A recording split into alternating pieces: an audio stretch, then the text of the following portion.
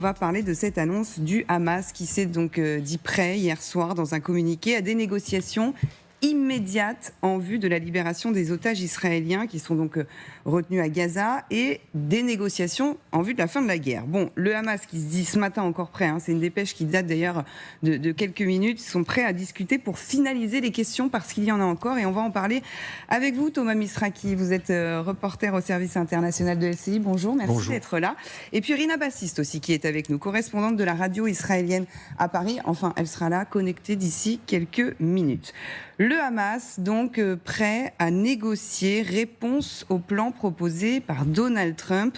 Le président américain qui, dès hier soir, d'ailleurs, a appelé Israël à arrêter immédiatement les bombardements. Pourtant, ce matin encore, la défense civile à Gaza affirme qu'il y a des bombardements israéliens en ce moment même. Un pas du Hamas vers la paix, mais est-ce que c'est un pas hésitant ? Thomas, on revoit les extraits du plan de Donald Trump pour Gaza. Il y avait 20 points. On voit les points principaux, c'est le feu immédiat, la démilitarisation de Gaza, le retour des otages. Réponse donc du Hamas, oui mais, j'ai envie de dire, pour c'est exactement ça. Parce qu'il ne parle pas notamment du désarmement du Hamas, et ça c'est un point qui est non négociable, non ? A priori, c'est un point qui est non négociable. C'est la première phase en fait de cet accord qui est en train d'être discuté. En fait, on discute des discussions qui pourraient avoir lieu dans les heures qui viennent en Égypte, sous l'égide donc des autorités égyptiennes, avec les Américains, avec des représentants notamment palestiniens. Alors, ce que le Hamas accepte, il faut être bien clair parce que c'est très compliqué, c'est les négociations immédiates dans le cadre du plan de paix et non pas le plan de paix. Parce que vous l'avez mentionné, il y a deux choses qui comptent. D'abord, la question du désarmement que vous avez évoqué, et puis la question de la participation du Hamas aux futures discussions qui démarreront la reconstruction de la bande de Gaza. Ça, le Hamas veut y participer. Oui. Ce n'est pas non plus inclus dans ce qui avait été présenté lundi dernier à Washington par Benjamin Netanyahou et Donald Trump. Vous êtes revenu sur l'Égypte parce que ce sont les médiateurs dont il parle. Dans ce communiqué, le Hamas dit il est prêt à négocier, à entamer des négociations par l'intermédiaire de médiateurs pour discuter des détails. Qui sont-ils exactement ? Donc l'Égypte, en effet, c'est flou là aussi. Oui, c'est très flou. Alors non, on a quelques noms quand même qui commencent à circuler ce matin dans la presse moyenne-orientale. Évidemment, il y a de chaque côté des médiateurs qui sont en train de se préparer pour les discussions. Elles devraient avoir lieu à Al-Arish normalement. On parle de discussions menées au plus haut niveau avec peut-être Steve Witkoff, mais aussi Monsieur Kushner côté américain, Dromer du côté israélien. Pour les Palestiniens, pour l'instant, c'est encore un peu plus flou. Mais encore une fois, les informations sont vraiment en train de nous parvenir en ce moment même. Et tout cela est aussi important, la forme, que le fond des discussions qui vont débuter probablement dans les heures qui viennent. En tout cas, on sent qu'ils veulent participer, ça c'est certain, qu'ils veulent être de la partie, comme on dit, le Hamas, Thomas. Ils sont évidemment de la partie parce que sans eux, d'abord, et c'est la question la plus importante, pas de retour des otages. Là, on s'attend à ce que on espère que les otages soient libérés dans les jours qui viennent. Il y en a 48, 47 qui ont été, vous le savez, enlevés lors de l'attaque du 7 octobre 2023. Mais évidemment... 20 seulement qui seraient encore en vie. Exactement, une vingtaine. On précise quand même. Une vingtaine. Et évidemment, c'est sur eux que tous les espoirs se concentrent. Alors ça, a priori... il semblerait qu'il y ait un accord là-dessus. Je reste extrêmement prudent parce qu'on a eu beaucoup d'espoir à de très nombreuses reprises et à chaque fois ces espoirs ont été déçus. C'est ce que je voulais vous demander. Quand on ne connaît pas forcément bien le dossier et qu'on voit cette annonce qui est faite, est-ce qu'on se dit on se réjouit ? Ou comme vous le signalez, attention, prudence, parce qu'il y a déjà eu de multiples reprises des petits pas, et puis on a vu ce que ça a donné. Comment on doit le prendre et l'interpréter ce matin ? Pour résumer ce que vous venez de dire, il faut faire preuve d'un optimisme prudent. Je vous rappelle que lundi dernier, le Hamas avait 72 heures, c'est-à-dire jusqu'à jeudi, c'est-à-dire jusqu'à il y a 2 jours, pour libérer les otages. Là, c'était jusqu'à dimanche soir minuit. Voilà, aujourd'hui c'est jusqu'à dimanche soir minuit, et maintenant... eh bien, les Israéliens disent, voilà, si on dépasse cet ultimatum ou la date fixée de quelques heures, ce n'est pas grave, on veut récupérer les otages. À noter quand même, ce matin, j'ai reçu un communiqué à 3h22 très précisément des forces armées israéliennes qui disent, nous sommes en train de tout mettre en place pour récupérer ces otages. Mais c'est compliqué, d'abord parce que les bombardements continuent, il y en a eu cette nuit, une vingtaine de maisons détruites, 6 morts dont 2 enfants dans la bande de Gaza. Donc avant de pouvoir extraire ces otages, il faut que les combats cessent, ça c'est évidemment essentiel. Et puis aussi, il faut... Il y en a encore ce matin, hein, pardon, on va peut-être voir. Il y en a eu encore il y a quelques heures. La défense civile annonce qu'il y a des bombardements israéliens encore ce matin. Hein. Oui, bombardements, maisons détruites et morts, comme je viens de le dire, parmi lesquels des enfants. Donc voilà, ça, il faut que ça cesse avant de pouvoir récupérer ces otages. Donc voilà, soyons optimistes, parce qu'effectivement, c'est un petit pas, mais c'est un pas important pour la première fois depuis longtemps. Il semblerait qu'un chemin vers cette libération se dessine, non pas seulement d'un côté ou de l'autre, mais de toutes parts. Oui, pour le Hamas, c'est quand même la reddition, la fin. Si effectivement le plan de paix se déroule comme Trump le veut, c'est la fin du Hamas. Il doit s'effacer et laisser la place, on ne sait pas encore à qui. Comment peuvent-ils éviter de donner ce sentiment qu'ils ont tout perdu ? Alors là, Arlette, vous mettez le doigt sur un point essentiel, évidemment, c'est le cœur de ce qui a été négocié sans le Hamas à Washington, oui. Entre les Américains et les Israéliens. Globalement, hein, pour dire les choses très simplement, si cet accord est respecté, le Hamas perd tout, c'est-à-dire ses armes, son poids politique, sa présence même dans les territoires palestiniens, que ce soit à Gaza ou ailleurs.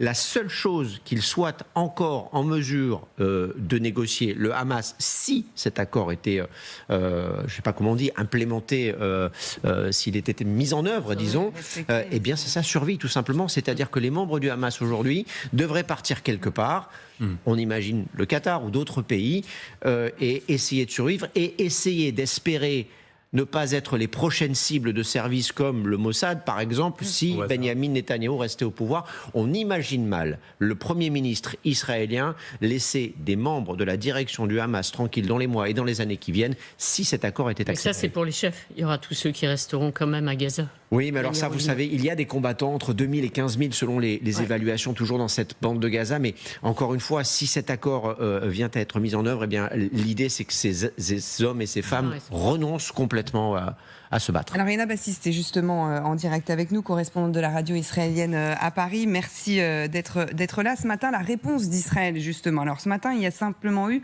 un communiqué pour l'instant. Benyamin Netanyahou n'a pas pris la parole. Est-ce que vous avez des retours ? Qu'est-ce que disent les autorités israéliennes et qu'est-ce que disent les Israéliens qu'on entendait tout à l'heure dans le journal? On les a interrogés hier soir. Évidemment, on sait que la question centrale, c'est celle des otages. Oui, bien sûr, mais on a un petit peu l'impression que Israël et les États-Unis roulent sur un temps séparé du temps sur lequel Hamas roule. Pourquoi je dis ça? Parce que on a bien vu M. Netanyahou, ça peut être surpris certaines personnes en Israël, a pris vraiment des mesures extrêmement concrètes. Et d'abord, vous avez mentionné cette communiqué de la part de son ministère, disant qu'Israël met tout en œuvre, se prépare justement pour la libération des otages et qu'Israël, pour l'instant, est en train de suspendre tous ces préparatifs pour conquérir Gazaville. Donc là, on parle de deux choses extrêmement concrètes. Et de l'autre côté, on a Hamas qui est d'accord d'entrer dans des négociations. Mais on sent moins l'urgence qu'on sent en Israël. Maintenant que Netanyahou a pris cette décision, déjà, il a en face de lui une opposition au sein de la coalition, bien sûr, à cette mesure. Il doit faire face ces prochains jours. Donc, il a tout intérêt d'avancer vite, que les choses soient faites. Même si, ça y est, là, enfin, ce matin, on a encore cette information qui nous provient où les autorités israéliennes appellent la population de Gaza à ne pas revenir. Hein, c'est-à-dire qu'ils vont quand même encore, on sent bien, continuer leur offensive. Et juste, je reviens vers vous, Thomas, pardon, parce qu'il y a une toute dernière information. On sait que Steve Witkoff, qui est donc l'émissaire américain qui est envoyé au Moyen-Orient, se dirige vers l'Égypte, c'est ça ? L'Égypte qui va accueillir une conférence palestinienne sur l'avenir de Gaza. C'est un responsable du Hamas qui vient de l'annoncer. Voilà, et cette information, Donc, elle nous vient de la chaîne israélienne N12, effectivement. Steve Witkoff, l'émissaire de Donald Trump, qu'on a beaucoup vu aussi en Russie, mais qui a été présent au Proche et au Moyen-Orient ces derniers mois, s'est déplacé, est en train de se déplacer vers l'Égypte pour assister à ces et encadrer, on l'imagine évidemment, ces prochaines négociations entre les Palestiniens et les responsables israéliens pour essayer de mettre en place la première phase de ce plan de paix. Encore une fois, il faut rester extrêmement prudent, mais si tout cela se concrétise, c'est évidemment une très bonne nouvelle pour les Israéliens, pour les Palestiniens, surtout pour les otages. À une date très symbolique, j'ai envie de dire, parce que mardi, on se rappelle quand même, c'est le 7 octobre. On sera donc, avec 2 ans. Alors, j'ai pas envie de dire une date anniversaire, parce que c'est toujours terrible de dire des anniversaires dans ces choses-là. Mais ça y est, donc ce sera très symbolique si en effet la libération des otages arrive en plus à ce moment-là. Oui, ou avant cette date, évidemment, 728 jours aujourd'hui que le 7 octobre a eu lieu, un massacre terrible, faut-il encore le rappeler. Mais effectivement, on entrevoit peut-être un début de solution. Encore une fois, soyons prudents, parce qu'on a tous envie d'y croire, évidemment. On a tous envie que cette guerre se termine et que les otages puissent rentrer chez eux.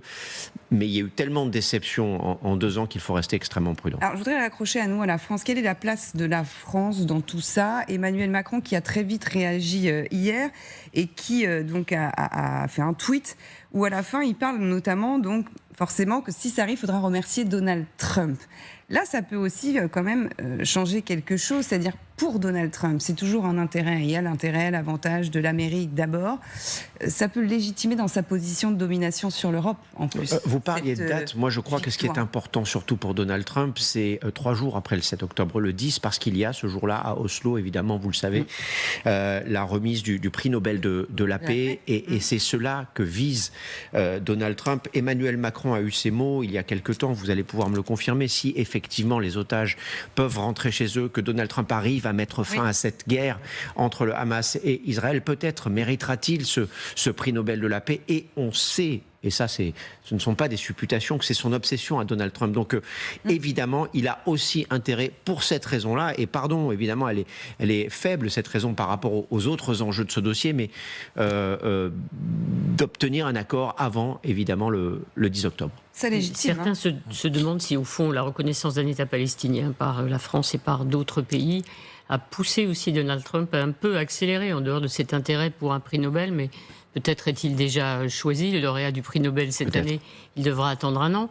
Mais en tout cas, est-ce que le fait que des pays, il n'y a pas que la France, le Royaume-Uni, l'Australie, qui ont reconnu cet État de Palestine, a poussé Donald Trump, au fond, à aller un peu plus vite ? Alors, ce que l'on sait, c'est que cette reconnaissance, ces dernières semaines, et ça a été initié effectivement par la France cet été, mais d'autres ont suivi, plus d'une dizaine d'autres États, ont en quelque sorte provoqué une pression diplomatique. Alors, évidemment, ce n'est pas cette pression qui a fait bouger Donald Trump. Il y a d'autres intérêts en jeu pour le président des États-Unis, mais ce dossier-là, effectivement, depuis le début de l'été, il est sur le devant de la scène. Personne n'a lâché, que ce soit Emmanuel Macron et son ministre des Affaires étrangères, mais aussi les Britanniques ont été extrêmement actifs en la matière. Tout cela a contribué à une solution. Si on arrivait à cette solution aujourd'hui, eh bien, ce serait en partie grâce aux efforts diplomatiques de la France et d'autres pays. Je n'ai pas mentionné l'Arabie Saoudite, mais elle est extrêmement active pour trouver une solution, une voie, une infime voie d'accord. Et tout cela, eh bien, évidemment, ça a contribué peut-être à la fin, au début de la fin de ce conflit. Voilà, un pas vers la paix, mais un pas hésitant. En tout cas, pour l'instant, c'est ce qu'on peut dire. On continuera bien sûr à suivre cette actualité de près, parce qu'on sent bien que ça bouge, en tout cas, et que ça bougera sûrement tout le week-end. Je voudrais quand même remercier Rina Bassis. Désolée, on peut tout dire, il y a eu des petits problèmes de connexion au début. Donc voilà pourquoi vous n'êtes pas plus intervenue. En tout cas, merci beaucoup. On a entendu votre parole.